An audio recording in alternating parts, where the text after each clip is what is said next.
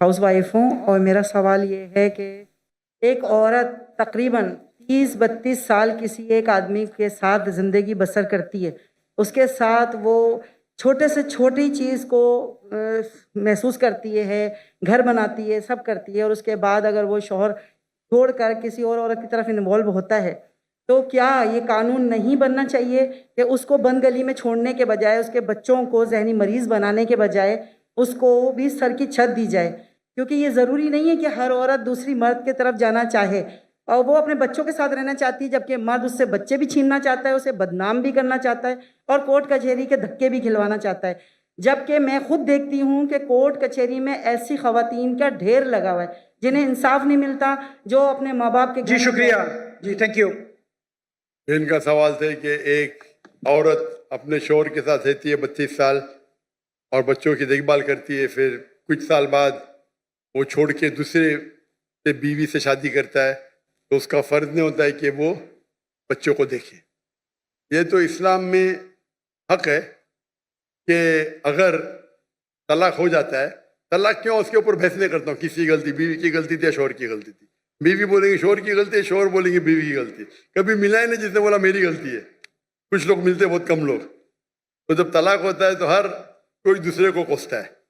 लेकिन आपने कहा कि बच्चे छूट जाते, बच्चों को कोई देखभाल करता नहीं। इस्लाम के अंदर तलाक के बाद भी बच्चों को देखभाल करने का फ़र्ज है शौहर का, जब तक वो बच्चे बालिग नहीं बनते। ये बेसिक रूलिंग है, इसमें कोई दो राय नहीं है। अगर माँ बच्चे का देखभाल करती है तो शौहर को अपनी बीवी को, जो पुरानी बीवी थी, उसको महीने का खर्चा देना चाहिए बच्चों की देखभाल करने के लिए। ये कॉमन है, इसमें कोई दो राय नहीं है। तो इसके लिए आपको लीगल सिस्टम इस्लाम में, इसमें पूरी इसकी पूरी तफसील है।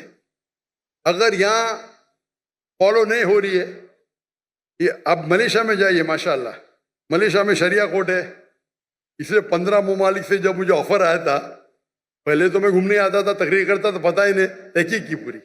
मलेशिया में बड़े 63% मुस्लिम थे, लेकिन वहाँ का कानून, इस्लामिक कानून माशाल्लाह, फेडरल कोर्ट भी है, इस्लामिक कोर्ट भी है।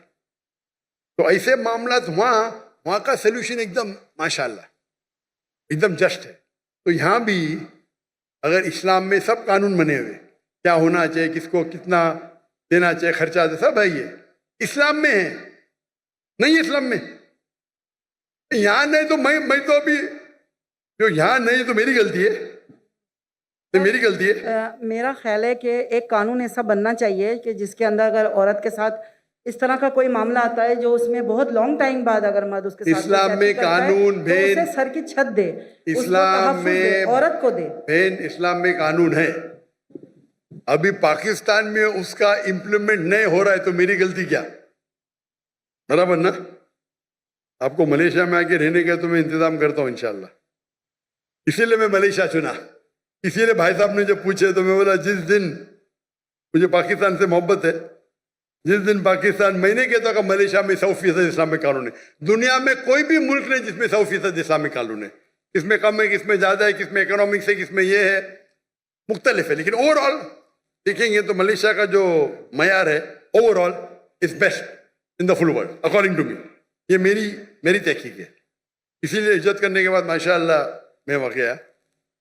तो आपको क्या करना चाहिए? माशाअल्लाह इतने बड़े बड़े उलमा हैं, आलिम हैं, तो कहना चाहिए, होना चाहिए शरिया कोर्ट यहाँ। वहाँ तो नॉन मुस्लिम होने के बावजूद 37% नॉन मुस्लिम है, फिर भी माशाअल्लाह इस्लाम की हिफाजत हाई लेवल पे माशाअल्लाह। तो आपको जो यहाँ के उलमा है उनसे बात करना चाहिए, आप समझे ना, उनसे बात करना चाहिए। इस्लाम में माशाअल्लाह, Islam has the solution for all the problem of humanity. इस्लाम में सारे मुश्किलात की हल है। वो प्रॉब्लम है, हम उस पर अमल नहीं करते। सर, मर्दों को इस बात की इजाज़त दी गई है कुरान में कि 4 शादियां कर सकता है। वो इसी खुशफहमी में मुब्तला है कि मुझे इजाज़त मिली हुई है।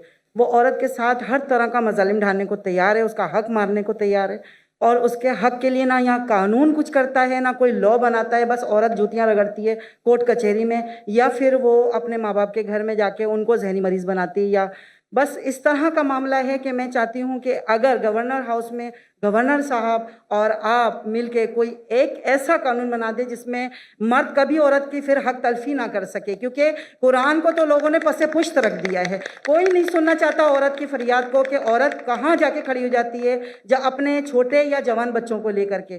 تو یہ میں آپ سے گزارش کرتی یہ ہوں کوئی بولنا قانون بنائے۔ کوئی نہیں سننا چاہتا ہے، میرے حساب سے ذرا جاستی ہے۔ گورنر صاحب سنتے، میں بھی سن رہا ہوں، میں سن رہا ہوں نا، کر کچھ نہیں سکتا ہوں الگ بات ہے، تو یہ بولنا کوئی بھی نہیں سن سکتا ہو، یہ کوئی بھی، اکثر لوگ نہیں سنتے، بولو میں مانوں گا، کوئی بھی نہیں بولنا ذرا، ٹھیک ہے کہ نہیں؟ تو اگر مرد جاستی کر رہے آپ بھی مت کیجئے، آپ سمجھے نا؟ تو اس کے لیے لیکن آپ کو ان لوگوں کو اپروچ کرنا ہے، ماشاءاللہ گورنر صاحب ہے اور باقی علماء ہیں، اپروچ کر کے آپ کو اس کا حل نکالنا چاہیے۔